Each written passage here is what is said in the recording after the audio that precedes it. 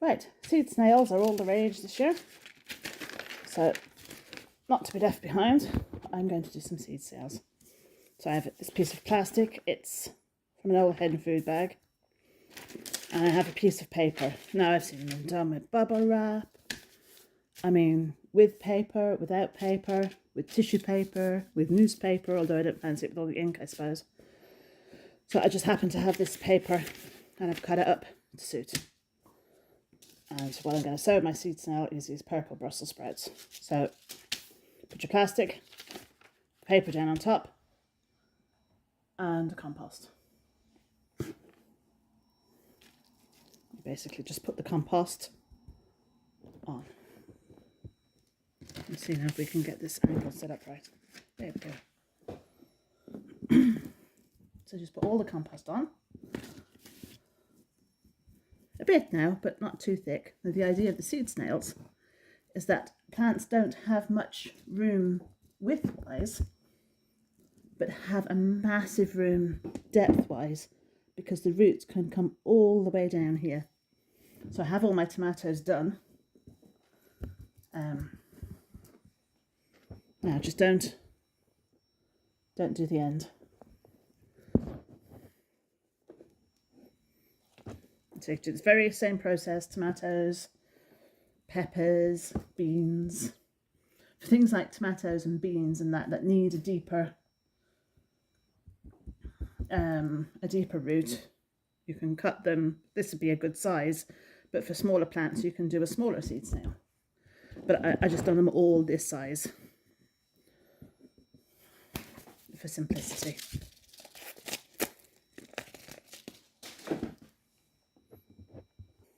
Now, it's my seeds.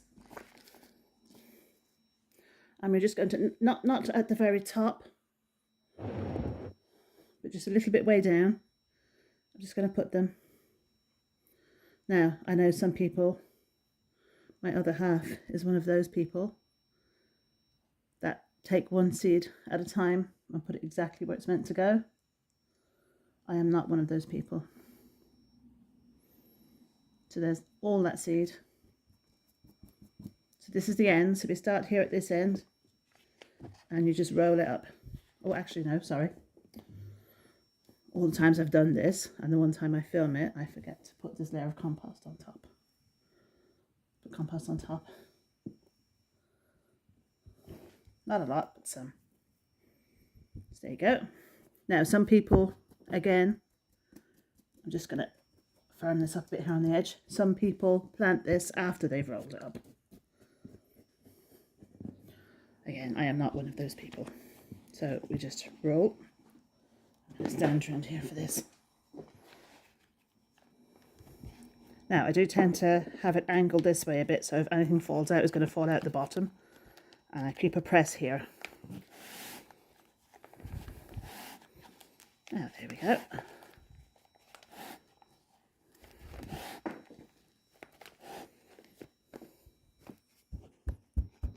Just keep it all nice and... Now the edge we will tape. And then we stand it up into a pot.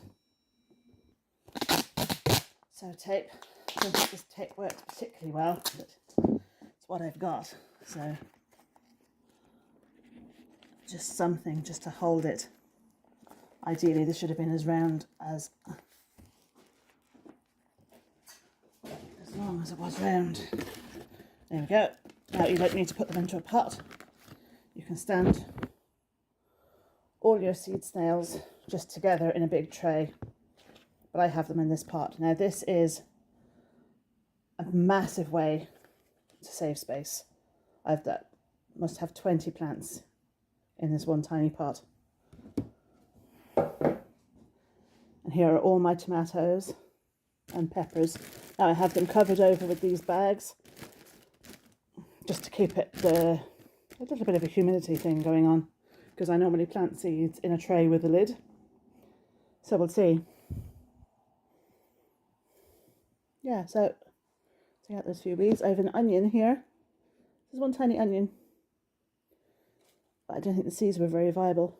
It's the second one. So I'm going to do another snail. I don't know, I don't like snails. Swiss rolls. Seed Swiss rolls. There you go. Now, so I stuck another bit of tape around the top.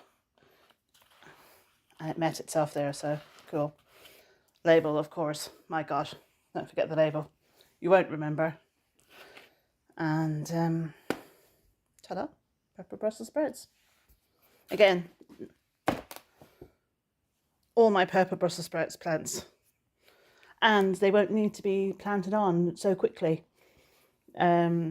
If you have them in initial plugs, as soon as they're up nearly, you have to take them out. But these, because the roots can go down so deep, you can have lovely plants. And if you do find that they need potting on, you can just unroll, take out the individual seedlings, put them into a new, more suitable roll, and roll them back up again. And this one roll then would become two. But this is just a small little table. If I planted all this normally, this table plus another one would be filled up.